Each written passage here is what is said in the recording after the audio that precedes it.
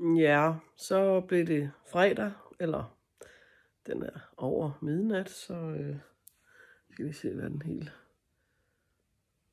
nøjagtigt er. Den er næsten 12:30. Men jeg lovede ligesom, at efter torsdagstræf, der ville jeg lave fredagsfis. Jeg er godt nok ikke lige fredagsfis humør.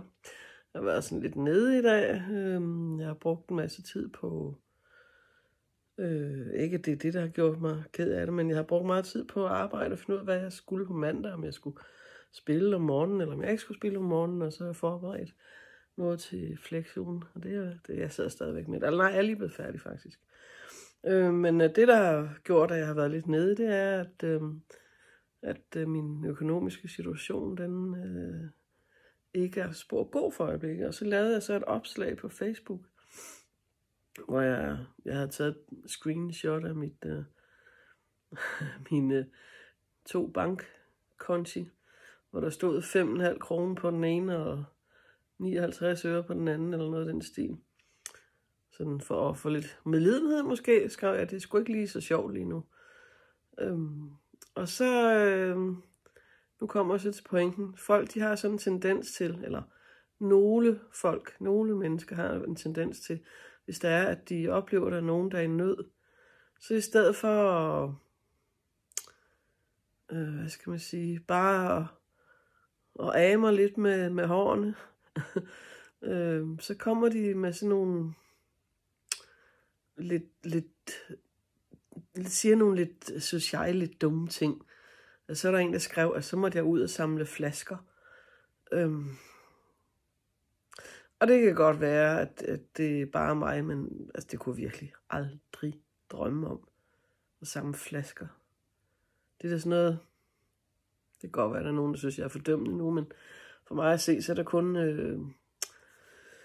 de hjemløse, der gør sådan noget. Altså, jeg har heller ikke tid til at samle flasker. Jeg har 3 jobs for pokker. Og i øvrigt, så vil det heller ikke løse mit problem at samle flasker. Fordi at, så mange penge giver der altså heller ikke at samle flasker. Og så skulle jeg samle flasker altid, hvis jeg virkelig skulle løse mine pengeproblemer permanent. Fordi det er jo ikke kun den her måned, den er gal med. Så det er sådan noget misforstået godhed, synes jeg. At skrive sådan noget. Og melde mig ind i en skraldegruppe og sådan noget. Men det har jeg da slet ikke tid til. Altså, jeg har, som sagt, jeg har faktisk 3 jobs. Det kan godt være, at de 2 af dem især ikke... Altså, der har jeg... Altså, jeg tænker på musikskole og aftenskole. Der har jeg ikke så mange elever lige nu, men det bliver mere og mere. Det bliver flere og flere efterhånden, som jeg får startet holdene op. Men sådan som mit schema ligger, så har jeg faktisk ikke rigtig noget tid til andet end de 3 jobs, jeg har. Fordi hvis jeg nu tager min mandag for eksempel, der møder jeg fra 8 til...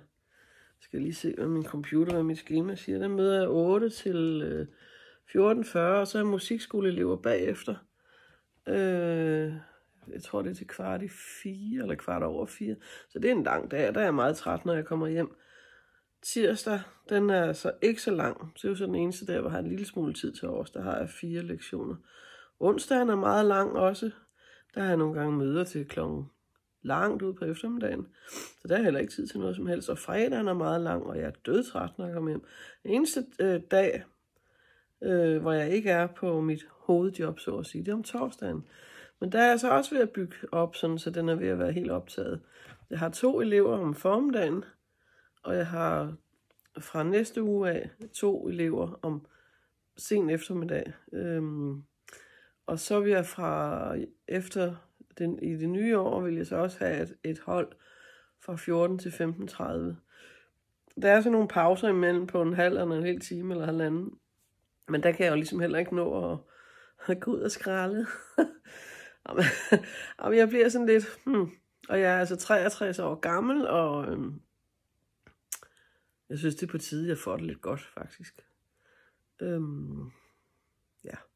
Jeg tænker, det er noget midlertidigt, at det lige er så slemt lige nu. Og det er fordi, blandt andet, at jeg er gået ned i tid, og så har jeg haft en pause på aftenskole, fordi sidste år, der havde jeg så mange timer, så jeg ikke havde tid til at være der. Og når man så skal starte noget op igen, så får man jo ikke bare en hel masse elever fra dag 1 af. Det gør jeg måske så fra næste år. Så alting, det tror jeg på, det lysner. Så jeg går slet ikke i de der tanker med skralde. Nej. Samle flasker. Nej. Nej. Nej. Altså, det ligger så langt fra min måde at tænke på, som det overhovedet kan gøre. Ja, men jeg er stadigvæk forkølet og hæser og alt det der, men jeg har haft en seniordag i dag, efter jeg har haft nogle sygedage. Og natten til i dag, der sov jeg for første gang i 2 uger næsten, der sov jeg virkelig godt. Sov næsten 7,5 timer ud i streg, uden pause, uden at skulle op og tisse eller et eller andet, drikke noget eller et eller andet. Jeg sov bare bang. Så det var rigtig dejligt. Så jeg tænker, jeg er fuldstændig klar til på mandag, hvor jeg skal på arbejde igen. Og det glæder jeg mig til. Ja, det bliver ikke så meget fredagsfis, men det kan være, at jeg finder på nogle lørdagsløjer i morgen. Hej hej.